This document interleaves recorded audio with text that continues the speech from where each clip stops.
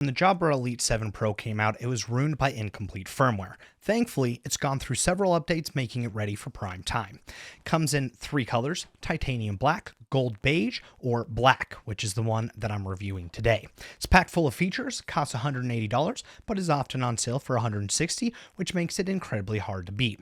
For full transparency, I did receive this product in exchange for an unbiased written review on bestbuy.com, but out of my own volition decided to do a video review. They have no idea that this video even exists, and it will not bias my opinion in any way, shape, or form.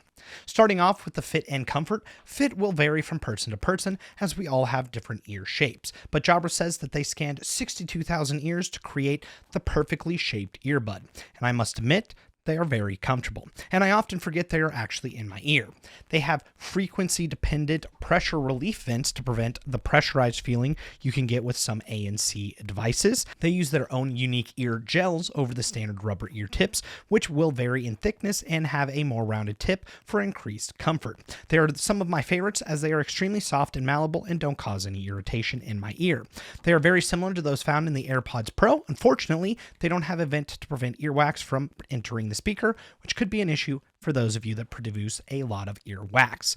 They are very secure in my ear, and I'm pretty sure I could be knocked into the multiverse and these earbuds wouldn't go anywhere, making them great for universe hopping, or I guess something more basic like workouts.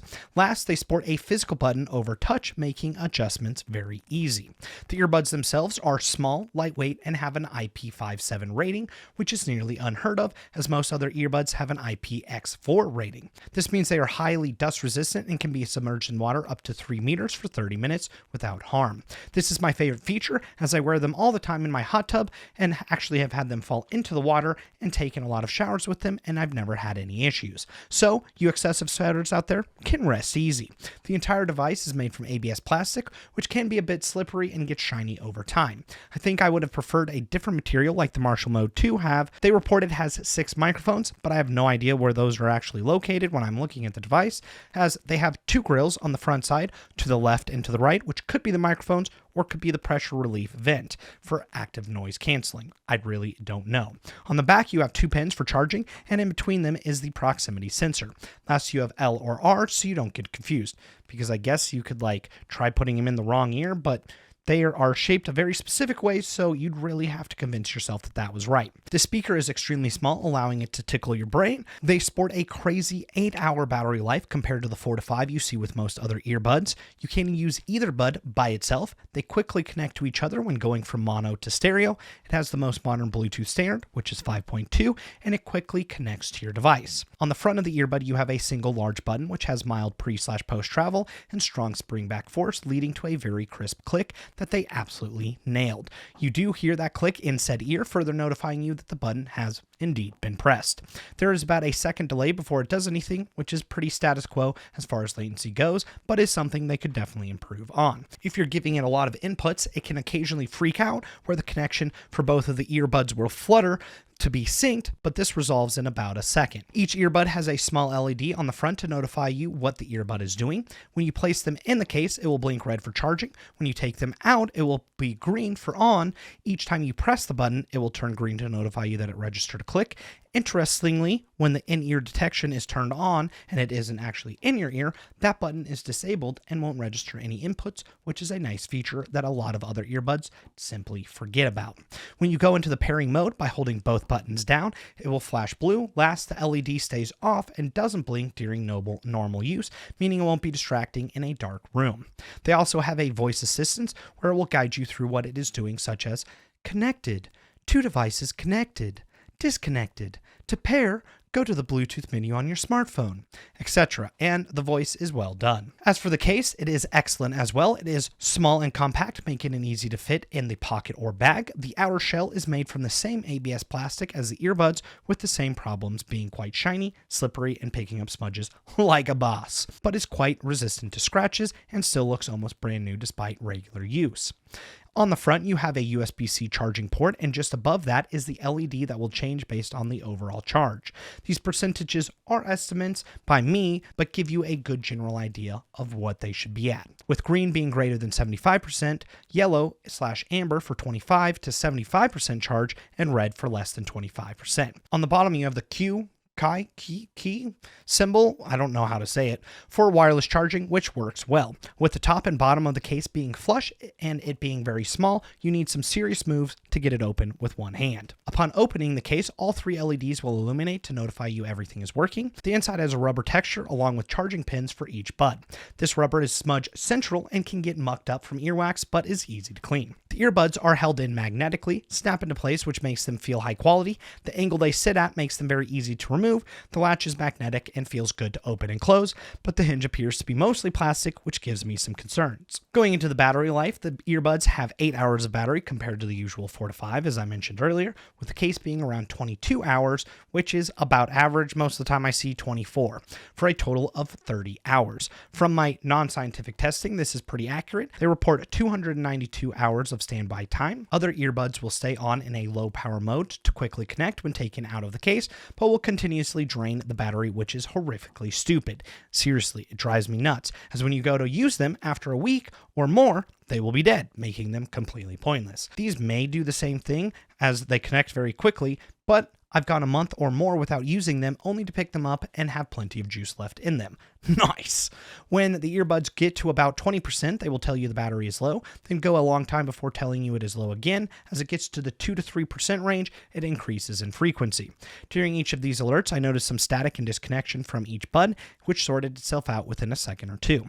You can get an hour charge in 5 minutes, greater than 50% charge in 30 minutes, and a full charge in 2.5 hours, which seems dramatically longer. But they probably do that to save the battery over a long period of time by not allowing it to heat up too much. As for the sound, I've tried the AirPods Pros, Sennheiser Momentum, Jabra 75T, LG Tone FN9, Marshall Mode 2, and several other cheaper wireless earbuds, and these are the best sounding. I rate them an 8.5 out of 10. They sport 6mm custom speakers to eliminate sound distortion while using intelligent algorithms to constantly adjust and optimize sound frequencies, which sounds awesome. Translated to real-world performance from marketing speak, they have a colored neutral sound where the highs, mids, and bass never overbear each other. Vocals sound great and you can feel the emotion. Instruments are accurate. Bass is accurate but not booming. They have great imaging where I can easily separate different instruments, vocals, and other nuanced sounds. They get plenty loud and can actually get into the unhealthy range where it would actually damage your hearing if you're not careful. I don't notice any differences with the audio quality when ANC or hear through is on or off, which makes sense as those are the intelligent algorithms at work, and also having consistent sound in several different situations. These have gone through several firmware updates since I first got them. They used to have horrific latency, but this has improved to the point I don't notice it at all anymore. Moving on to the microphone, which is the most disappointing aspect of these, as the marketing makes them seem like they are the best thing since sliced bread. The report it has Jabra multi-sensor voice tech, which uses 4 microphones with a voice pickup VPU sensor in each bud that is supposed to automatically activate to focus on your voice and reduce disruptive sounds such as wind, while also using bone conduction tech to transmit voice via vibrations in the jawbone, which is absolutely great marketing. They do a great job at eliminating wing noises, but while doing that, they also eliminate your voice, which is no bueno. Since their inception, they have been average sounding. At times, they can sound really good, and other times they can sound absolutely horrific, making them incredibly inconsistent. Due to the heavy marketing, here are several different earbud mics to give you an accurate representation of where these fit. And welcome. My name is Tommy, and today I am doing a review of the Jabra Elite 7 Pro because I'm interested to see how these sound in comparison to a bunch of other wireless Bluetooth headsets. So we'll see right now. Hello and welcome. My name is Tommy, and today I am bringing you an audio review of the LG Tone FN9, FP9? I don't remember. It's something like that. Hello and welcome. My name is Thomas, and today I am doing a quick audio review of the Marshall Mode 2 because I really want to compare them to the Jabra Elite 7 Pro. Hello and welcome. My name is Tommy, and today I am doing a quick review of the Apple AirPods Pro to see what this microphone sounds like. It has been a very long time since I've actually used my original AirPod Pros, not AirPods, just AirPods, not even the Pros, to do an audio recording, so I'm just kind of interested in what this is going to sound like. For those of you who are still wanting to use these for daily chats, they have something called Peak Stop tech that protects your hearing by constantly monitoring the sound level of your conversation and cutting off any sounds that go above 118 decibels, but does not support IntelliTone, which works as a limiter to keep decibels in the safe zone all the time. Moving on to ANC and Hear Through, these have fantastic passive noise isolation, so good that I thought I had ANC on, but didn't. The active noise cancellation, which is ANC, has drastically improved where they easily drown out noises when driving, fans, or when outside, so you are just left with silence. So much so that I think they go head to head with the AirPods Pro, and to be honest, I'm really not sure which one I would give the win to. Hear Through has also gotten dramatically better, where I can use it and feel moderately comfortable that I'm hearing everything that I need to hear, but not everything that I necessarily want to hear. Directional audio is in the middle of the road. It gets the job done and is better than most of the competition, but still leaves me wanting a lot more. I'd rate it a 6 out of 10, with the AirPods Pro being a 10 out of 10. Moving on to multipoint, when these first came out, they didn't have multipoint. It has since been added and works great where you can be connected to 2 devices at the same time with up to 8 devices held in memory. The Jabra Sound Plus app is excellent. It has a ton of features, which include My Controls, which allows you to edit what each earbud does or doesn't do, My Fit, which plays a sound that the headset can analyze to make sure you have a good fit, and My Sound, which allows you to go through a hearing test and comes up with a custom EQ for your hearing/ears. You can select your smart assistant, which includes Siri, Amazon Alexa, and Google Assistant, with the last 2 being on Android only. But have noticed that when using Siri on an iPhone, you can activate it through the earbuds, but the info that it reads out comes through the phone speakers instead of the earbuds, which is super weird. It supports sleep mode, where you can select a sound to play throughout the night for those of you that enjoy sleeping with earbuds in. You also have a 5-band EQ. You can adjust the noise canceling strength along with Hear Through strength.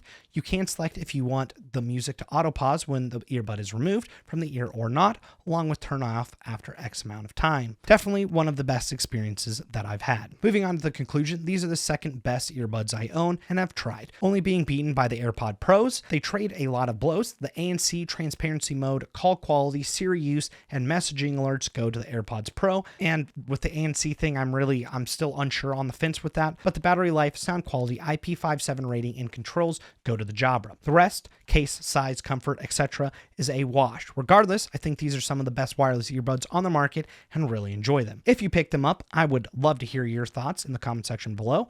Otherwise, like, dislike, share, subscribe if you like. Otherwise, we'll see you and your beautiful face on the next one. God bless and peace out.